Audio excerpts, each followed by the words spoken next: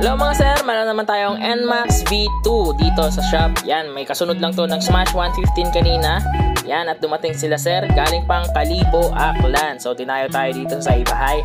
Ayan, tatanggalin natin ang kanyang stock grab bar ng NMAX V2.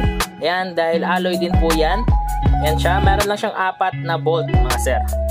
Kaya nga pala ito yung ikakabit natin na bracket ng NMAX V2. Ayan, version 5 na po ng alloy bracket. Ayan, kita nyo naman, maporma talaga at napakakapal ng kanyang bracket. At solid rin ang pagkagawa nito mga sir. Ayan, 100% ako dito. Ayan, so ayan, kakabit natin siya. Yan, ilalapat lang natin mga sir. Ayan, kitang-kita nyo naman, plug and play lang po ang ating bracket. Kung ano yung ginamit yung screw kanina, ay yun pa rin po ang gagamitin natin na 4 na screw ng stock na NMAX grab bar. Ayan po. Yan po, at tamang higpit lang tayo sa 4 na screw. Ayan mga sir, ayan siya. Alright, let's go.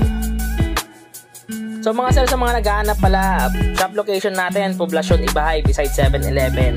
Yan, Aklan tayo mga sir. Pwede tayo shipping nationwide At ito nga pala yung kakabit natin. Top na naman po ang ikakabit natin na alloy HMJ top box. Ayan. Lapat natin din ang bracket niya, ang base plate. Yan mga sir.